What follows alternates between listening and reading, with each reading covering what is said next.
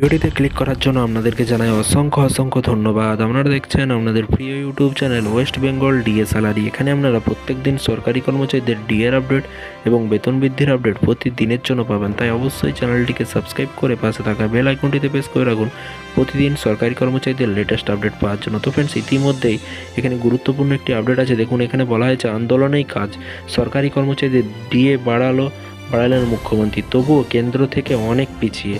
তো friends, DA যতই বাড়াক রাজ্য সরকার, পশ্চিমবঙ্গ রাজ্য সরকারি কর্মচারীদের যতই ডিএ বাড়াক, তবুও কিন্তু কেন্দ্রের সাথে তারা পার পাবে না, কারণ কেন্দ্র প্রচুর পরিমাণে ডিএ দিচ্ছে এবং বাড়িয়ে চলেছে। প্রতি বছর কিন্তু দুবার তিনবার ধরে ডিএ বাড়াচ্ছে। কি বলা হয়েছে দেখুন, এখানে বলা হয়েছে উৎসবের মরশুমে কপাল খুলছে কেন্দ্রীয় সরকারি কর্মচারীদের, অতিরিক্ত 4% ডিএ বৃদ্ধির কথা ঘোষণা করেছে মোদী সরকার। আর এইবার ডিএ বাড়ালেন রাজ্য সরকারি কর্মচারীদের। দেখতেই পাচ্ছেন, আন্দোলনেই মিলল ফল। দীর্ঘ প্রতীক্ষার পরে কর্মচারীদের ডিয়ারনেস অ্যালায়েন্স মহার্ঘ ভাতা বা ডিএ বাড়ানোর সিদ্ধান্ত নিল সরকার। তারপরে দেখুন, এখানে বলা হয়েছে তবে ডিএ বাড়ানোর কোনো রকম এরিয়ার বা ডিএ বাবদ বকেয়া কোনো টাকা মিলবে না, কারণ বর্ধিত মহার্ঘ ভাতা 2023 সালে ডিসেম্বর থেকে কার্যকর হতে চলেছে। এই এরিয়ার বা বকেয়া কোনো বিষয় নেই। এবং জানিয়ে রাখি, পশ্চিমবঙ্গ নয়, ডিএ বা মহার্ঘ ভাতা প্রদানের সিদ্ধান্ত নিয়েছে পাঞ্জাব সরকার। গত সোমবার বিকেলের দিকে টুইটারে কিন্তু টুইট করে পাঞ্জাবের মুখ্যমন্ত্রী ভগবন্ত মান বলেন যে রাজ্য সরকারি কর্মচারীদের জন্য ভালো খবর। আমরা রাজ্য সরকারি কর্মচারীদের নতুন বছরে উপহার দিতে চলেছি। তাদের 4% ডিএ বাড়ানো হলো এবং যা 2023 সালের ডিসেম্বরে কার্যকর হবে। এবং প্রসঙ্গত, পাঞ্জাব স্টেট মিনিস্ট্রিয়াল সার্ভিস ইউনিয়নে বিগত 40 দিন ধরে কিন্তু পেন ডাউন স্ট্রাইক করে আসছিলেন। গতকাল বিকেলে ওই ইউনিয়নের প্রতিনিধির সঙ্গে বৈঠকে বসেন পাঞ্জাবের মুখ্যমন্ত্রী। সেই বৈঠকের পরে বড় সিদ্ধান্ত নেয় পাঞ্জাব সরকার।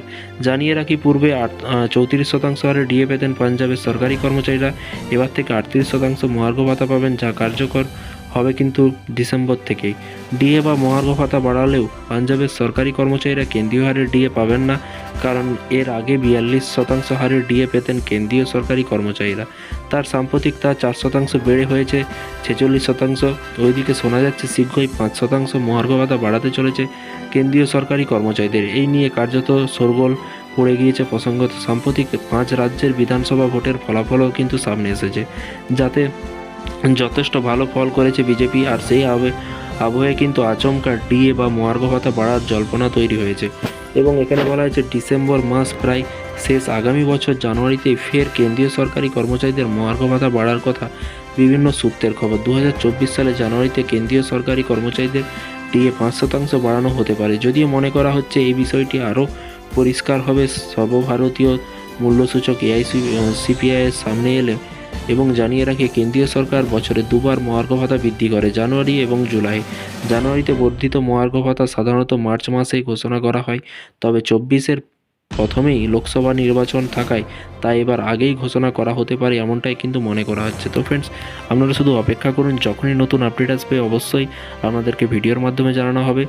পাঞ্জাবের সরকারি কর্মচারীদের কথা কিন্তু এখানে বলা হয়েছে এবং রাজ্য সরকারি কর্মচারীদের ডিএ নিয়ে কিন্তু 3 দিন 22 তারিখ, আগামী 22 তারিখ থেকে পরপর 72 ঘন্টা নবান্নের সামনে 300 জনের আন্দোলন ধর্মঘট হতে চলেছে এবং সেখানে লাইভে আপনারা ভিডিওর মাধ্যমে দেখতে পাবেন। তাই চ্যানেলের সাথে থাকুন। যারা বাড়িতে বসে সংগ্রামী যৌথ মঞ্চ এবং পশ্চিমবঙ্গ রাজ্য সরকারি কর্মচারীদের খবর পেতে চান, অবশ্যই চ্যানেলটিকে ফলো করুন, চ্যানেলটিকে সাবস্ক্রাইব করে পাশে থাকা বেল আইকনটিতে প্রেস করে রাখতে ভুলবেন না। থ্যাংক ইউ ভিডিওটি এতক্ষণ দেখার জন্য।